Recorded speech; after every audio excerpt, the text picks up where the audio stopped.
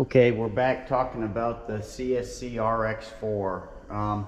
Two areas on it that I think need to be addressed before you ride it. One is the airbox, and the other one is where the clevis bolt strikes the linkage. That one's relatively easy to take care of. You can simply remove some material on the sectional linkage where it's hitting. This one's a little more involved. So this airbox sits in your frame like this. This is underneath your seat.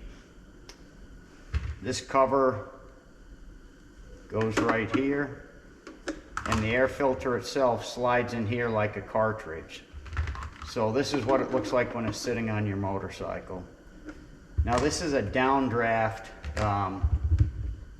airbox. So what it means is it draws the air in from here. There's an intake on this side and an intake on that side. Draws the air in from here, and then it goes down into the open air chamber, gets filtered here, and then sits in here dormant until it's drawn into the engine. The problem with that is when you pull your filter out to clean it, there's no way to get your hand into the airbox and clean anything around the filter cartridge. So any dirt is going to drop down into your airbox and ultimately get ingested in your engine. So what we're going to do is cut this away. We're going to make a new cover, access where we'll be able to clean in that section of the filter prior to pulling the cartridge out, and if anything drops down, we'll be able to get our hand in and see that dirt and clean it up also. Okay, so what we have to do is remove this portion of the airbox with and replace it with a lid that we can take off to clean around the air filter. So the air comes in, goes down. This is the filter surface. Down here is filtered air, up here is unfiltered air. So any dirt, etc. that comes in is going to get held, or should be held up in this area, and there's no way to clean the filter cartridge when you pull it out, and there's no way to put your hand in the airbox if dirt falls in. So we're going to cut this off, make a replaceable lid. Unfortunately, one of the screws that holds the airbox together, it's a two-piece airbox, and we'll address that a little later. One of the mounts or screws for it is going to get cut off in the process, so we're going to make a bracket that mounts right here and holds the airbox together in place of this screw here. So we're going to use a die grinder with just a regular metal cutting bit. We're going to try and make a cut along here and along here, and then along here to take the whole lid off. So on this side, we're going to cut along this side of the seam, but on the top we have to cut across these seams so that the piece sits flush on the top.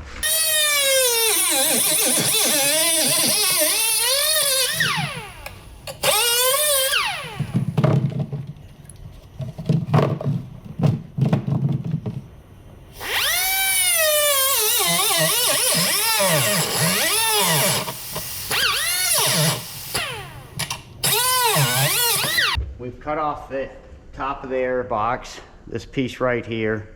It goes just like that. So your air cleaner comes in through the side where my fingers are. Air is drawn in, goes down through there. So I have a piece of 25 thousandths aluminum. I'm going to form a plate for the top to cover that. And since we eliminated one of the screws that holds the airbox together, it's a two-piece airbox, I've fabricated a bracket that will bolt in here and here, and that will replace the one that we had to remove. Here's the lid we cut off. Here's the replacement lid. So on the airbox, this piece is going to simply slip over the top. Use 3 sheet metal screws to hold it in place.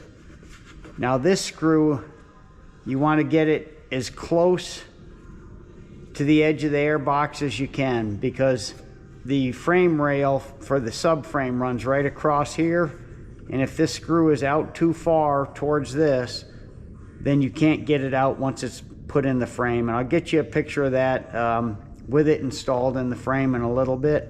But this screw hole you want to put as close to the airbox lid that you cut off as possible, or else you won't be able to get it out. So that goes like that, and then our brace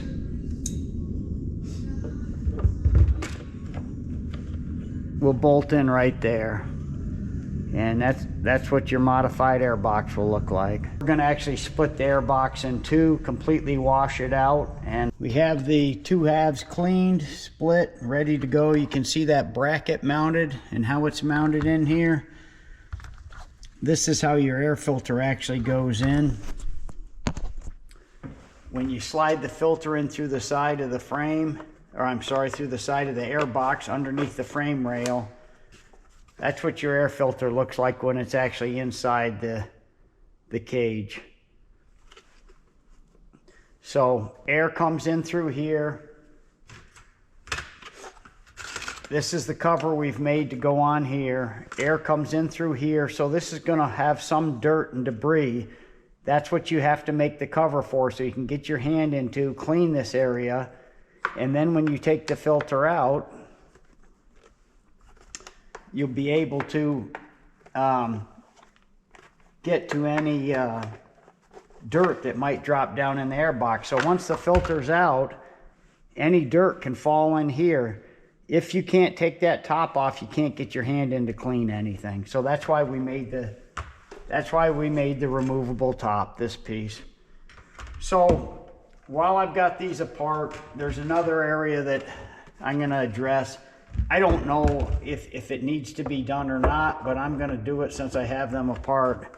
And that's this. If you look at the seams right here, obviously the seams of this airbox are not smooth and centered.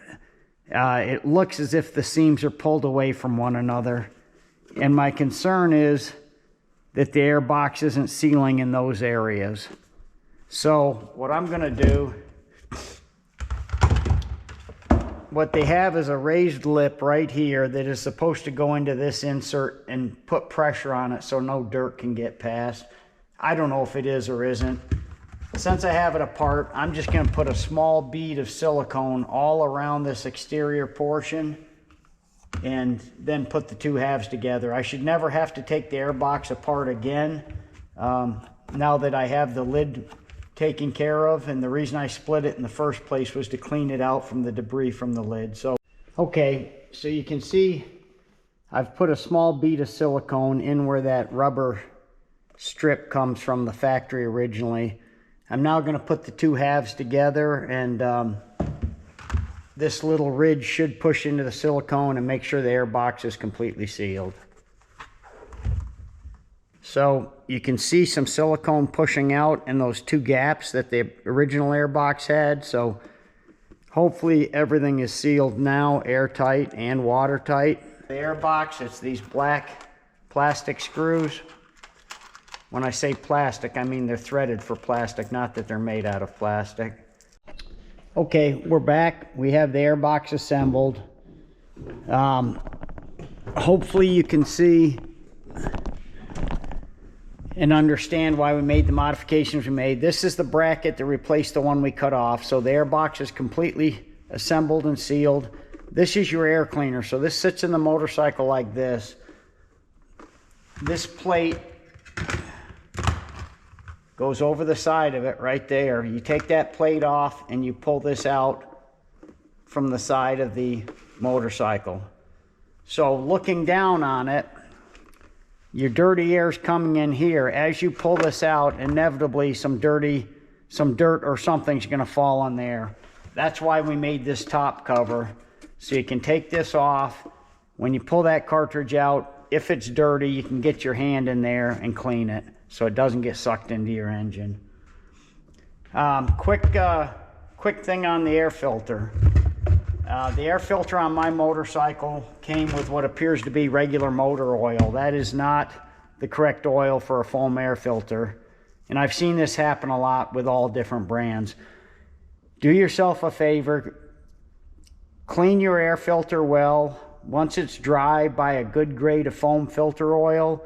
I like to use Bel-Ray, but Maxima works real well. If you want to go with a vegetable-based oil that washes out with soap and water, Note Oil makes a biodegradable one. So there's a whole bunch of options, but definitely use a filter oil on your filter. Do not use motor oil. So today what we're going to do is go over how to make a side cover for it. This is the cover that goes on the Airbox that you remove to get to the air filter. If you look at this, you can see this one's badly warped. If I press down on one end, it's not making contact. And on my motorcycle, both the front and back were just as bad. So we're going to make a flat aluminum plate that mounts on that side and should seal the Airbox better than this this piece of plastic. Okay, so we're going to outline, rough outline of where this goes on the aluminum. And then we're going to use a 4.5 millimeter hole punch to line up a little hole, a little indentation for me to drill accurately to match the holes on the cover, on the original cover. We now have our outline and we have our holes dimpled so that I can take it to the drill press and drill the holes out. I'm going to use a number 30 pilot drill initially and then a number 10 drill. Number 10 measures out 0.1935 inches, which is a little over 4.9 millimeters. So with the inaccuracy of a drill bit, it should be just about right for a 5 millimeter screw to go through here and still hold a fairly tight tolerance without a lot of slop. The screws actually seal this side of the Airbox, so you don't want a whole lot of extra space where the screws go through this cover plate. Saw, we have an 18 tooth per inch blade on the bandsaw. It'll cut aluminum sheet metal very, very easily. So I placed this on the Airbox.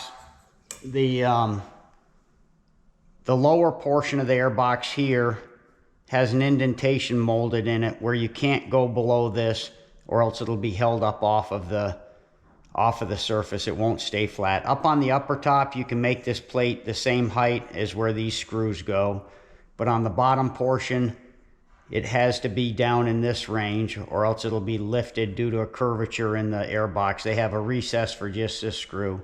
So we're going to cut these lines and then I will shape this on the bench sander probably.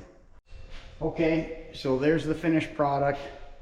We made it on we shaped it on just a 6-inch disc grinder and then deburred everything with a die grinder with a aluminum oxide. I believe that's 180 grit disc on there. Not sandpaper, but an actual deburring disc. So that's the finished product. The dimension that's very important is this here. If you get this too large, it will lift off the Airbox and will not seal. And just to do an extra step for safety, I took an old air filter, cut it out, and I'm going to actually put the filter on the back of this. So this will go, the filter will go against the Airbox and be compressed. And it's oiled just like the air filter. If you're not going to add a piece of foam in there, there's a raised lip on the Airbox. Certainly grease it very heavily, and you should have a much better seal than what you had with the stock one. Okay, there's the finished install. As you can see, there's foam protruding from around the whole cover. That's how you want it. That way you know that you got a good seal on everything. One last thing while we're here. This last screw right here where you have to drill the hole in the inner fender to get it. You can see where my screwdriver has been scraping the subframe. That screw head has to be turned down much smaller than a standard size screw, or else you can't get it out. Other than that, it's a fairly easy process.